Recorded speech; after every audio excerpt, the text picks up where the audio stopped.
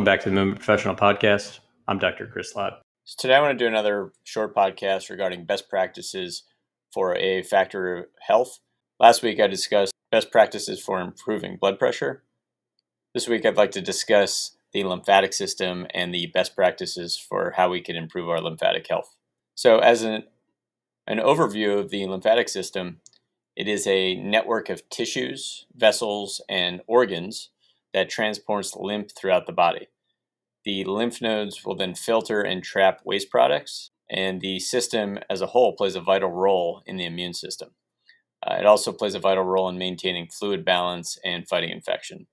So from a physical therapy and movement perspective, the lymphatic system often doesn't get discussed because it's hard to see directly how we're affecting it.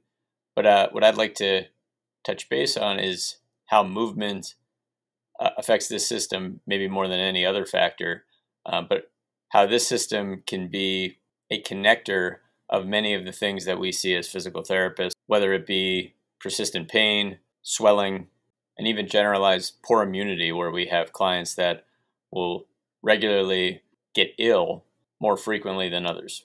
The key functions of this lymphatic system are fluid balance, where it maintains fluid levels in the body tissues; immunity, produces and transports white blood cells that fight infection; absorption, so this is important, it absorbs fats and fat-soluble vitamins within a digestive system. So if we might have a more difficult time absorbing certain important vitamins and minerals in our body because our lymphatic system isn't working as optimally as it can be, which can lead to maybe difficulties with weight loss, poor metabolism, etc. The immune system is also involved in filtration, where it filters out waste products, toxins, and debris from the body. So you can see how all of these things might lead to someone staying in more persistent pain. And what I'd like to make a connection to is how being more fit, being more active, and trying to improve one's fitness over time can have an absolute direct effect on this lymphatic system. And it might help to explain why exercise and physical movement is so potent as an intervention for improving so many different things that are linked to persistent pain, but also immunity, and even things like mental health, where this lymphatic system has such a role in so many of the things that are underlying chronic conditions, that to understand it and to understand some of the best practices that we can do outside of medical intervention to help optimize this system, I think is very important, and it's often not on the radar of many of those that aren't in healthcare, and even some of those that are in healthcare that might be a little bit too specialized and not be seeing the body as a whole. So taking a deeper dive into fluid balance, we could look at lymph formation, where lymph is formed from excessive fluid from the surrounding tissues. It's called interstitial fluid. Then you have the lymphatic vessels, and these vessels transport this lymph fluid from tissues back into blood circulation.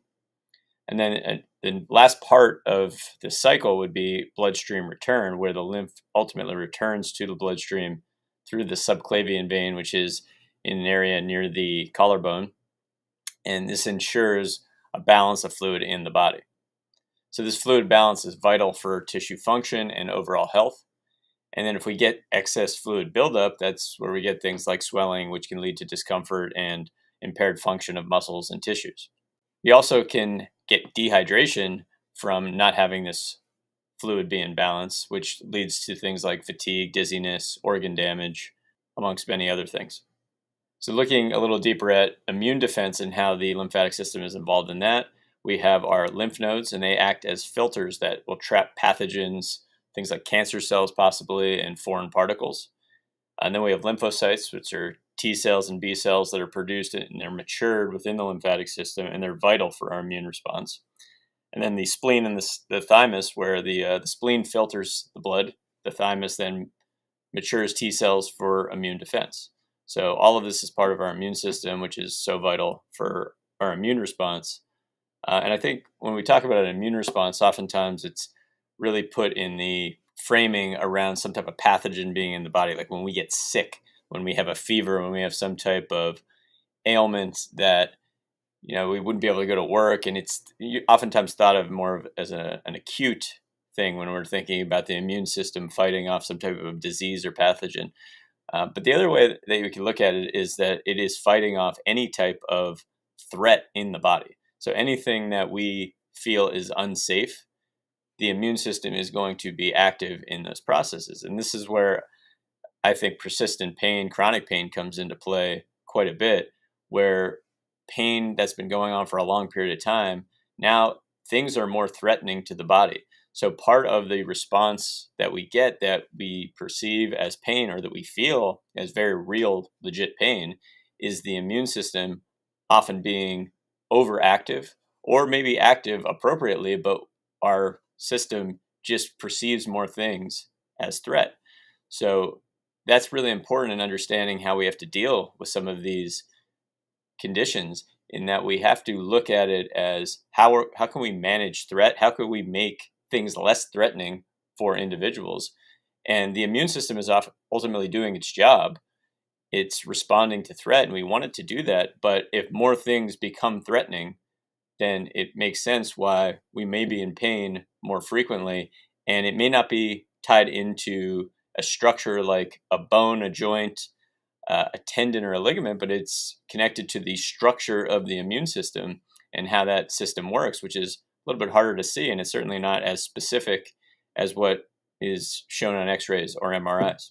Diving a little deeper into the absorptions of dietary fats and how the lymphatic system is involved there. So we have lacteals, which are specialized lymphatic vessels that are located in the intestines, and these absorb fats and fat-soluble vitamins such as A, D, E, and K.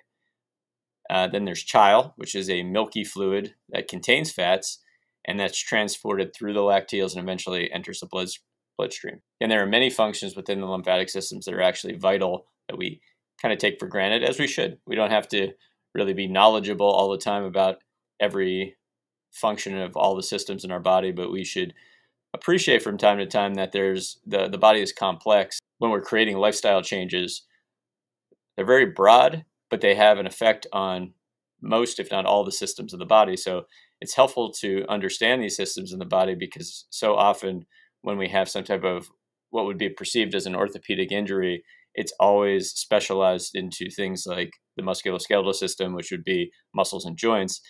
And we're not really appreciating how all the other systems in the body are working and how they're affecting the complaints that we have. Looking at the lymphatic system in the role in disease and infections. So we all experience swollen lymph nodes, most likely, and that just indicates that the immune system is fighting off the infection in that area. Typically we see that in the area of the neck when we have a sore throat. Then you have lymphedema, which is not uncommon, where we'll see a malfunction in the lymphatic system, and this leads to a fluid buildup. So a lot of times you'll see this after some type of cancer treatment, or if there's some type of cancer within the lymph nodes. And the lymphatic system is also involved in cancer metastases, where cancer cells can spread via the lymphatic system to distant parts of the body. So many times the lymphatic system is really important when we're looking at any cancer diagnosis. So the best practices for helping our lymphatic health, and I tried to sort of rank these connected to the strength of evidence that is out there. Number one would be hydration. So we're looking at the scientific evidence, very strong for hydration, and then basically that staying hydrated is essential for lymphatic health, because lymph fluid is primarily water. So proper hydration helps to maintain the lymph flow and prevents stagnation of this fluid. There's many studies that indicate that dehydration can slow down lymphatic flow and affect overall immune function. So just trying to do our best to be mindful of our hydration can be quite useful. And one of the ways we can do this is obviously drink more water, but I think practically we have to have some standards for what that means.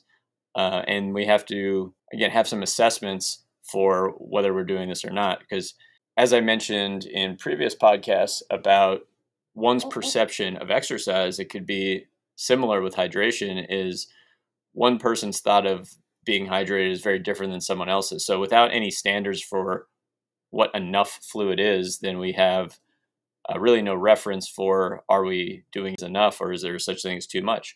And with everything, there's certainly too much and there's not enough. but oftentimes the discussion around hydration is, well, I drink 3 glasses of water a day or something like that. I do drink a lot of water, but there is no standard for what a lot means. And then there's also a connection to not just bringing water in, but making sure that you have your electrolytes in balance. So a couple just easy rules of thumb would be the color of your urine, the smell of your urine.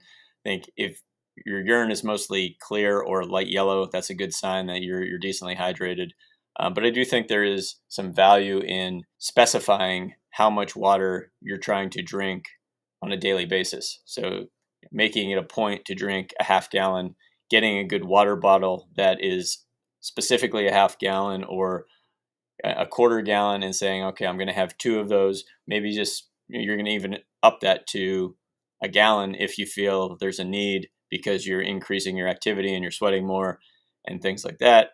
Or if you just want to see how your body feels by going from your standard of, I drink a quarter gallon a day, I'm going to see what it feels like to drink a half gallon. I'm going to move that up and see if you feel any benefits from energy and things like that.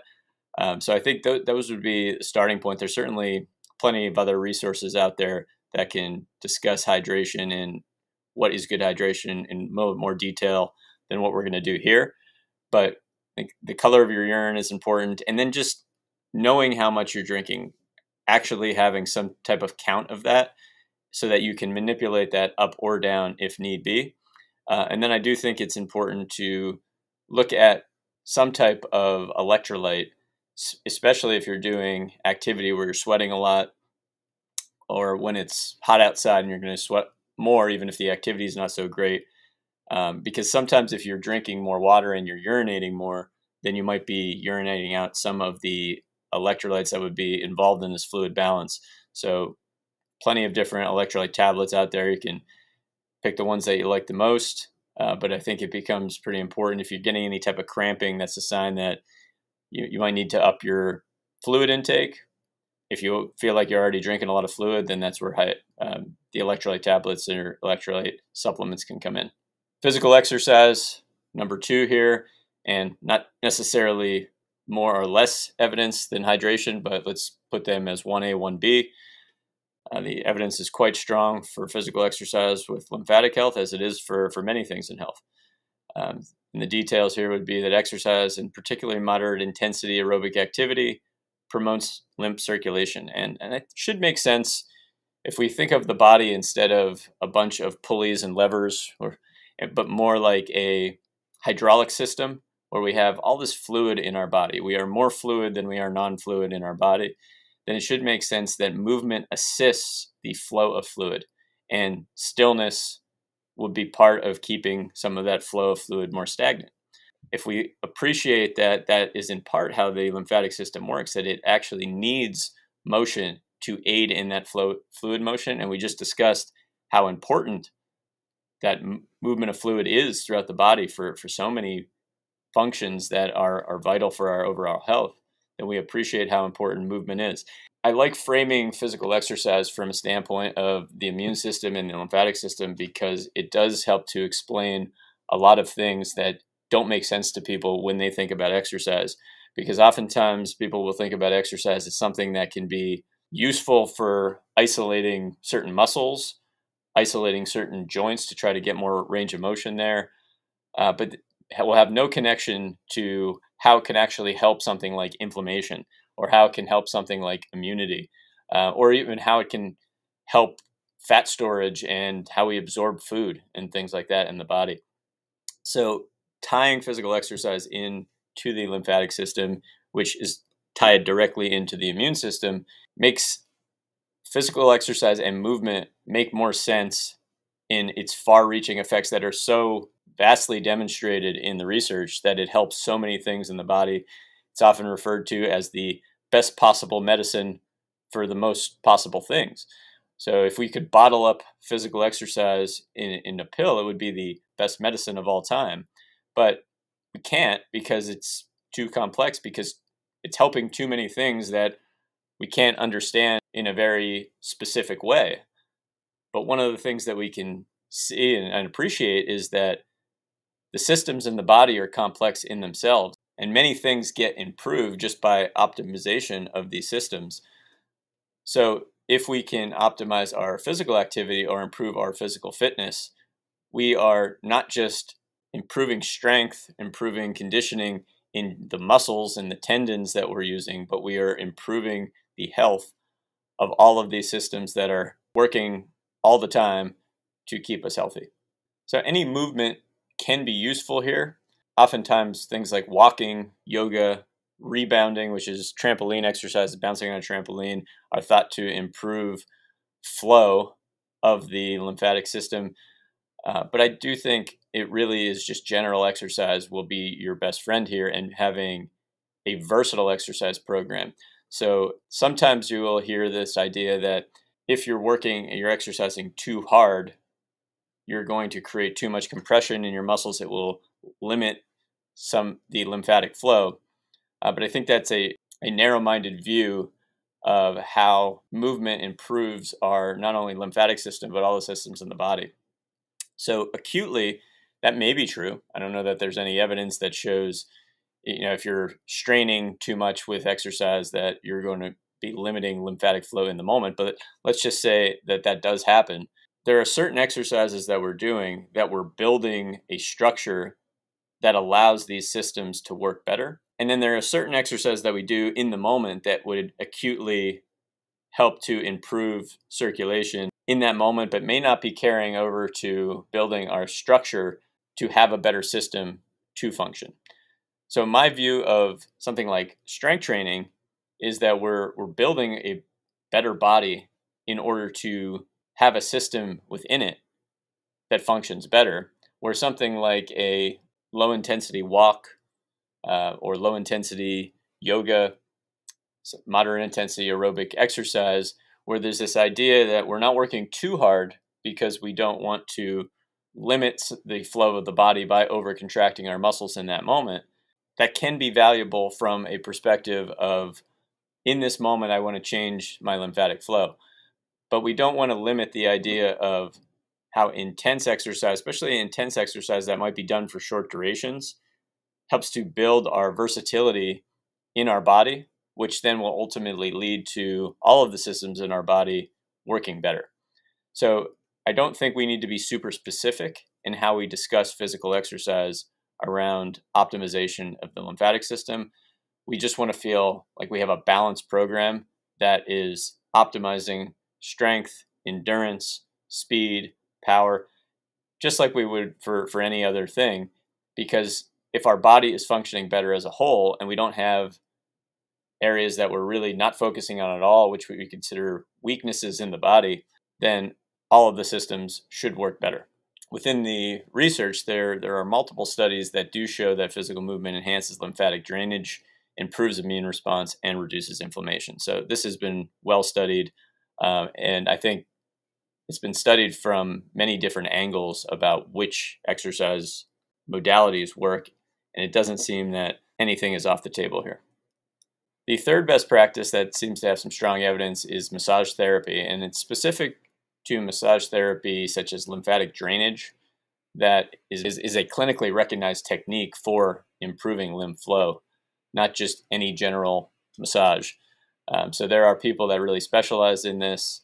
I've had some training in it, but I tend to refer out to those that do it more frequently. And I think with any type of manual therapy, it's useful as a clinician to appreciate what you do the most and appreciate what others do more than you and therefore better than you, so that you can refer out to them. And if there is any obvious issue with some type of dysfunction with the lymphatic system where you have some type of lymphedema becomes the most common thing that's treated here.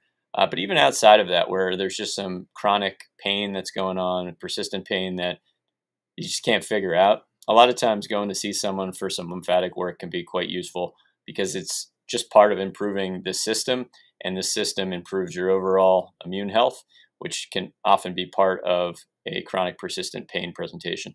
Diet. So the scientific evidence here is moderate, but it's just hard to find strong evidence that one diet or any specifics within a diet are the best for lymphatic health in particular. So there's strong evidence that links anti-inflammatory type diets, which usually looks like things that have antioxidants or omega-3 fatty acids. They will help promote healthy lymph function. And then I think what's more important is to look at the converse, where how do processed foods and over consuming things like sugar, how do they affect the body as a whole, and specifically here the lymphatic system? And they do seem to lead to lymph stagnation and more inflammation. All right, so there's pretty strong evidence that link an anti-inflammatory diet to better immune and lymphatic function, but there's more direct research is needed on the lymphatic system as a whole. The fifth practice would be deep breathing, and the scientific evidence is moderate here. So there is some evidence that shows deep breathing exercise improve lymph flow and aid in detoxification, but studies are more limited. I can look at deep breathing just as an extension of exercise. So it makes sense to me 100% that if you do have a practice of breath work, that you will absolutely have an effect on lymphatic flow, just like you would with physical exercise. I've talked about this in the last podcast I did, but also multiple podcasts over the last couple of years, where oftentimes these terms get thrown out there and they're just way too general.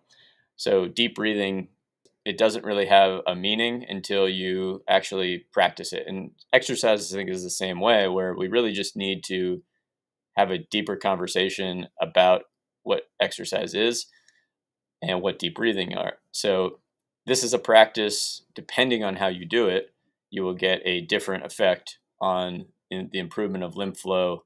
The broad idea here, though, is that we can use the diaphragm as a pump for lymphatic fluid, just like we would use the muscles anywhere else in the body. And so I was just look at deep breathing as it hasn't been as directly studied, perhaps, as physical exercise, but it is just an extension of physical exercise. And the broad concept here is that muscle contraction improves lymphatic flow by creating a pumping action of that fluid. So if we are able to use our diaphragm better, which is a version of deep breathing, but deep breathing can also be using your diaphragm worse, depending on how it's defined. So if I take a huge breath up into my neck and my shoulders, I'm probably using less of my diaphragm than I might be even with just a relaxed breath, because I'm purposely using muscles that are accessory in nature and that lift the upper part of my rib cage and collarbones and less down where the location of the diaphragm is. So that's why it really matters how you are teaching someone to do deep breathing. So I think the key is to have a practice that we can control our breath and we can move it wherever we want to, really within the body. So the better we get at breath work, it's really more about having control as opposed to it being deep versus shallow or anything along those lines. Sometimes breathing that would be considered more quiet and not so deep can absolutely be beneficial for calming down our nervous system as a whole, which is linked to improving immunity and could possibly improve lymphatic flow, because we are not putting so much effort and circulation to certain areas of the body, and we let the systems of our body that are more internal work a little bit better. So there's a lot of ideas around how we can use the breath to improve lymphatic flow and improve fluid flow in general throughout the body, but it's not going to be one practice. It's not going to be one breath technique. And I certainly don't think that's been studied, one technique over the other. But my intuition as a clinician is that when we talk about deep breathing, we should really talk about it as breath control, and that we're trying to give people the fundamentals of breath control and have them have many strategies in how they can use the breath, and not just do the default breathing style that keeps us alive and not have no mindfulness of how we're breathing whatsoever. The sixth best practice would be avoiding toxins. And this is a very broad idea, but there does seem to be some moderate evidence towards it. What are toxins? What do they mean? Well, what's being described in the evidence is things like processed foods, environmental pollutants, synthetic chemicals. They can produce some lymphatic congestion. So trying to limit them and to think about limiting them can be useful in your overall journey to improve your lymphatic health. The evidence here is more indirect. and there's some suggestions that reducing exposure to these harmful chemicals can benefit the lymphatic system due to its role in filtering and removing toxins, but there isn't direct evidence that shows that the lymphatic system is being congested by these chemicals. So I'm going to share this slideshow in the show notes because there are references for each best practice that we talked about. Hopefully this is a useful conversation. Hopefully there's some questions that come back or some comments so that we can have a deeper discussion about it. I'll see you next time.